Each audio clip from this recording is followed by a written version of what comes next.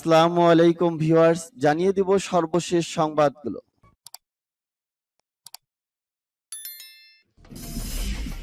সংবাদের শুরুতেই জানিয়ে দিব সংবাদ শিরোনাম।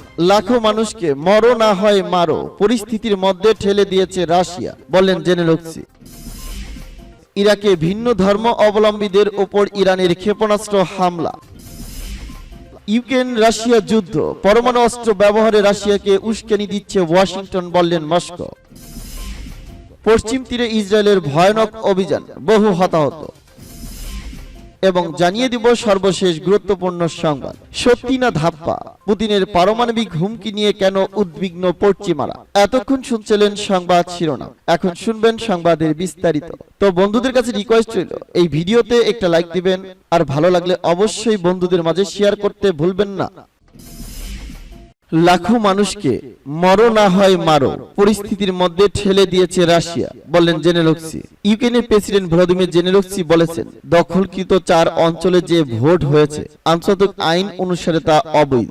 মঙ্গলবার হার্ভার্ড ইউনিভার্সিটিতে অনুষ্ঠিত এক অনুষ্ঠানে ভিডিও লিংকের মাধ্যমে যুক্ত হয়ে জেনেলক্সি এই মন্তব্য করে। ইউক্রেনের প্রেসিডেন্ট বলেন, মস্কো 4 অঞ্চল রুশ ফেডারেশন যুক্ত করার পরিকল্পনা করছে। এটা করে অঞ্চলগুলোর জনগণকে তারা সেনাবাহিনীতে যোগ দিতে বাধ্য করবে। জেনেলক্সি বলেন, রাশিয়ার সম্প্রসারণের লক্ষ্য স্পষ্ট।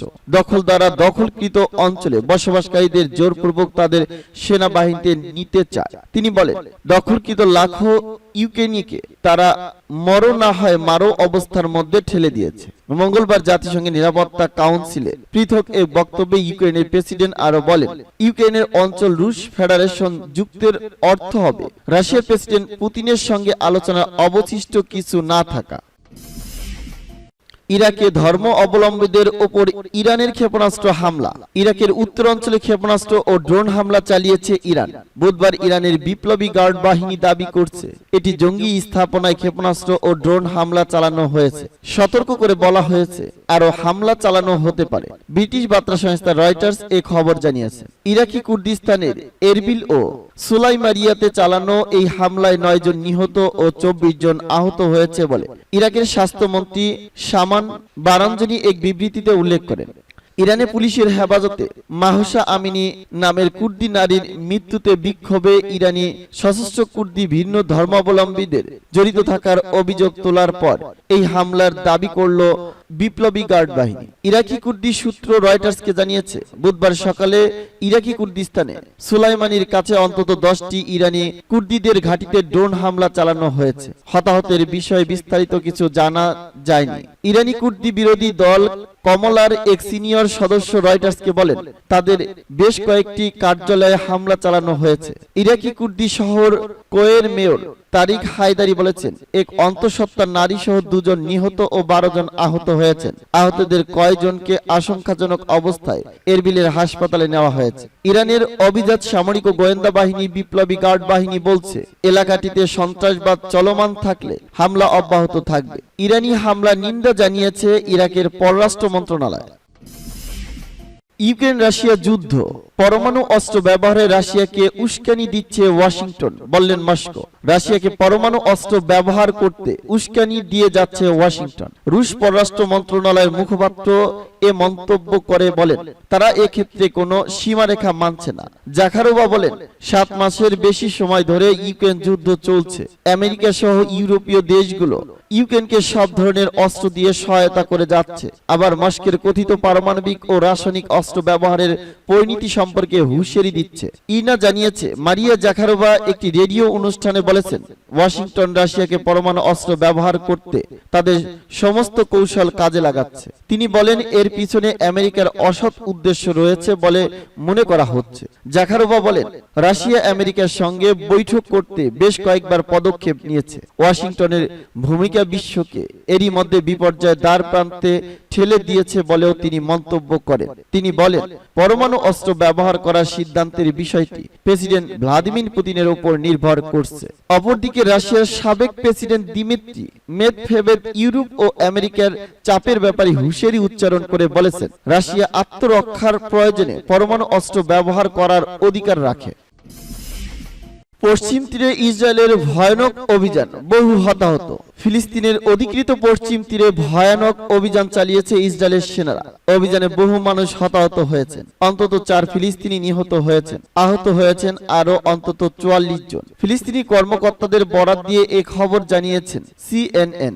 খবরে বলা হয়েছে, বুধবার সকালে অধিকৃত পশ্চিম তীরের জেনিনে অভিযান চালায় ইসরায়েলি সেনাবাহিনী। কয়েক ঘন্টা ধরে চলা এ অভিযানকে চলতি বছরের সবচেয়ে ভয়ানক অভিযানগুলোর একটি বলে অবহিত করেছেন স্থানীয় কর্মকর্তারা। এদিন সকাল 9টার দিকে প্রায় ডজন খানেক সামরিক গাড়ি নিয়ে শরণার্থী শিবিরে প্রবেশ করে ইসরায়েলি সেনারা। ফিলিস্তিনি স্বাস্থ্য মন্ত্রণালয় জানিয়েছে, অভিযানে 4 জন নিহত হয়েছেন। তাদের নাম যথাক্রমে আহম্মদ আল্লাহ ওনে, আবেদ হাজেম, মোহাম্মদ আল ওয়ান্নে ও মোহাম্মদ আবু নাসা। আল জাজিরার প্রতিবেদনের মতে, নিহত 4 জনের মধ্যে 3 জন ফিলিস্তিনি সশস্ত্র গোষ্ঠী আল আকসা মার্টার্সের ব্রিগেডের সদস্য।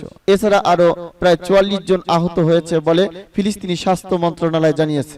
ইসরায়েলি সেনাবাহিনী বলছে, চলতি বছরের এপ্রিলে রাজধানী তেল আবিবে একটি হামলার ঘটনা ঘটে। তারই প্রেক্ষিতে এ অভিযান চালানো হয়েছে। তেল আবিবের ওই হামলায় নিহত হন 3 জন। এছাড়া সাম্প্রতিক একাধিক বন্দুক হামলার ঘটনায় জড়িত সন্দেহভাজনের ধরতে শরণার্থী শিবিরে প্রবেশ করে IDF সেনারা। স্থানীয় গণমাধ্যমের তথ্য মতে, 24 বছর বয়সী যুবক আহম্মদ আলা ওনে ফিলিস্তিনির সরকারি গোয়েন্দা বাহিনীর একজন কর্মকর্তা ছিলেন। ইসরায়েলি সেনাদের সঙ্গে সশস্ত্র সংঘর্ষে তিনি নিহত হয়েছেন। সত্যি না ধাপ্পা? পুতিনের পারমাণবিক হুমকি নিয়ে কেন উদ্বিগ্ন পশ্চিমারা? রাশিয়াকে রক্ষায় এবং ইউক্রেন যুদ্ধে পারমাণবিক অস্ত্র ব্যবহারের যে হুমকি দিয়েছে রুশ প্রেসিডেন্ট ভ্লাদিমির পুতিন, তাতে একটি জরুরি প্রশ্নের জন্ম দিয়েছে।